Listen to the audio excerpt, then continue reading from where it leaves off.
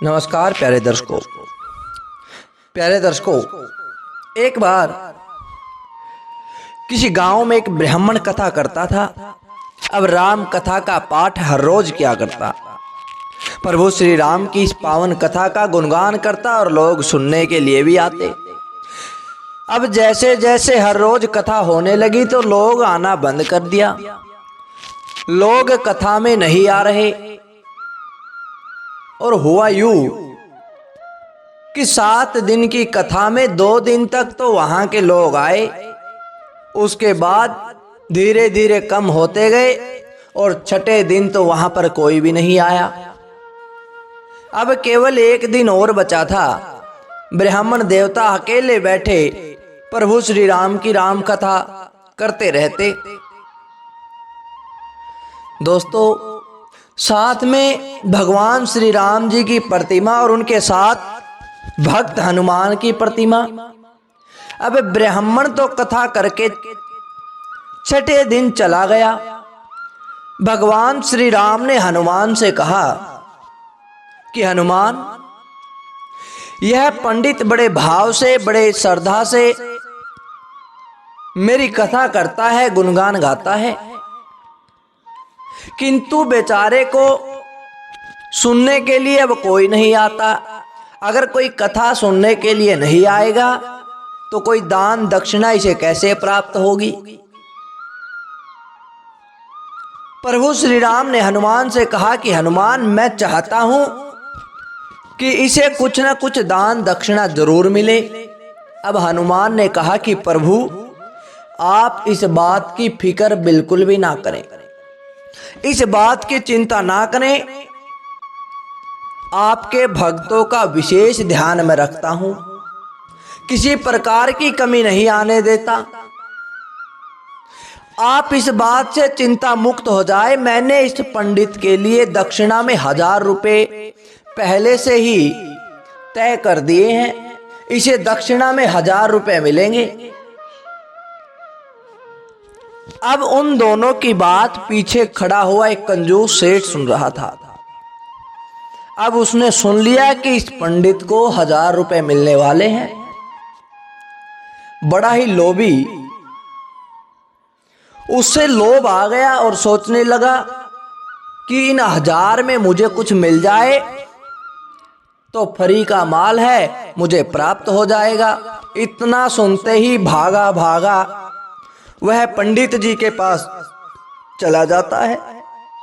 अब पंडित जी के पास जाकर उनके पैर दबाने लगता है कि पंडित जी, अगर आप नहीं होते तो मुझे प्रभु श्री राम के दर्शन नहीं होते, भगवान के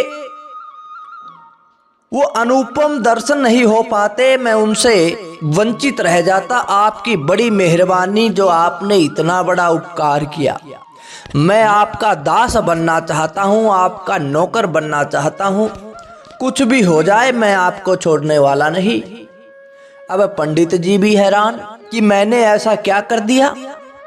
पंडित जी को कुछ समझ में नहीं आ रहा। अब उस सेठ ने कहा कि पंडित जी, मैं आपका दास बनकर रहूंगा। आपको जितना भी धन मिलेगा, जो राम कथा आप कर रहे हो, जितना भी आपको प्राप्त होगा वो सारा मुझे दे देना। इसके बदले मैं आपको 500 रुपये एडवांस दे देता हूं। अब पंडित जी हंसने लगे कि भाई, मेरी कथा को सुनने के लिए तो कोई भी नहीं आ रहा। क्या पता 1, 2, 5, 10 रुपया बने कि नहीं बने, और तुम कह रहे हो कि जो बनेगा मुझे दे देना, मैं इसके लिए तुम्हें 500 रुपये देता हूं। इतनी बात सुनकर उस लालची सेठ ने कहा कि पंडित जी, मुझे कुछ नहीं पता, मुझे तो बस इतना चाहिए कि जो दान दक्षिणा आपको मिलेगी वो मेरी, और मैं तुम्हें इसके बदले 500 रुपये दे देता हूं, अभी पकड़ो। अब ब्राह्मण देवता ने उसे खूब समझाया, लेकिन वो कहाँ मानने वाला। उसके मन में लालच बैठा हुआ, लोभ बैठा हुआ। उसने सुन ली हनुमान और प्रभु श्री राम की बात। अब उसने उस ब्राह्मण को उस पंडित को 500 रुपए दे दिए और ये वादा कर दिया कि जो कुछ भी उसका 7वें दिन दक्षिणा में मिलेगा सारा उस लालची सेठ का, सारा उस सेठ को मिलेगा। अब 7वां दिन भी आ गया और 7वें दिन भी रामकथा हुई, सुनने वाला कोई नहीं आया। ब्राह्मण को अफसोस भी हुआ कि अगर कुछ ना मिला तो बेचारे के 500 रुपए डूब जाएंगे। अब कर क्या सकते थे, वादा कर दिया। अब सेठ उस कथा को बैठ के सुन रहा। कथा को सुनते सुनते उसने देखा कि दक्षिणा तो आई नहीं।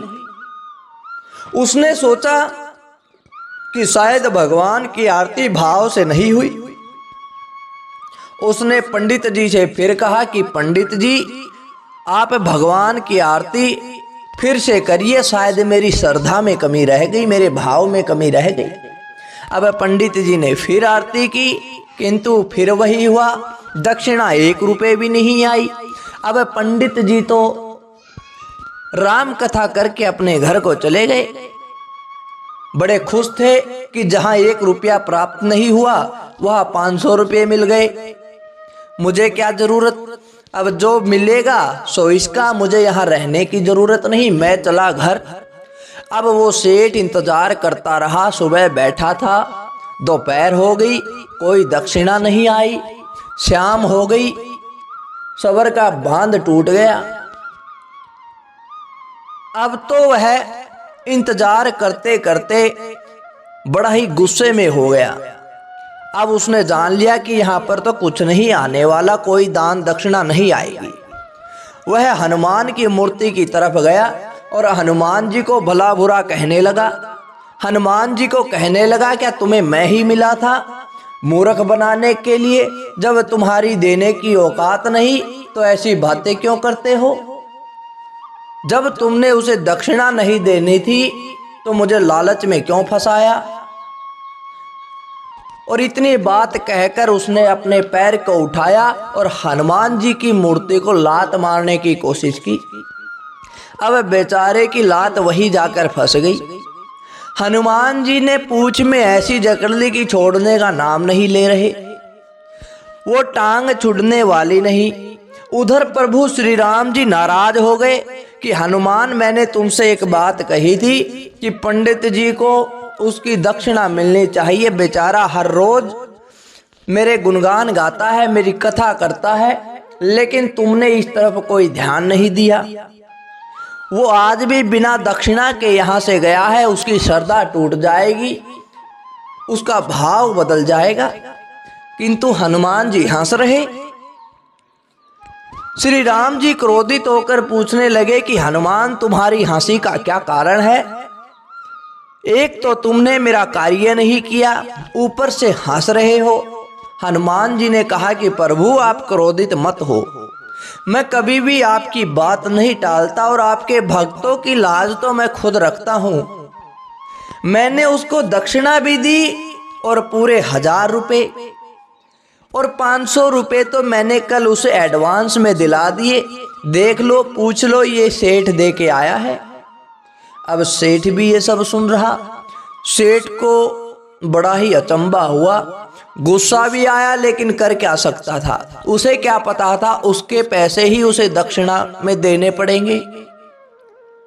और प्रभु श्री राम से फिर हनुमान ने कहा कि प्रभु 500 रुपए तो मैंने उसे एडवांस में दिला दिए और 500 रुपए अब दिलाऊंगा। ये टांग तब तक नहीं छूटेगी जब तक 500 रुपए नहीं दे लेगा। अब सेठ जी को समझ में आ गया कि जब तक 500 रुपए नहीं दूंगा तब तक मेरी टांग भी छूटने वाली नहीं है। अब पूरी रात वहीं गुजर गई, एक पैर पर खड़े खड़े। सेठ जी बड़े परेशान हो गए। जैसे तैसे करके भगवान से माफी मांगी और अपने परिवार वालों को बुलाकर कहा कि जल्दी जाओ, 500 रुपए उसे पंडित को देकर आओ। तब उसके परिवार वालों ने 500 रुपए उस पंडित जी को दे दिए और तब जाकर उसकी एक टांग छूटी।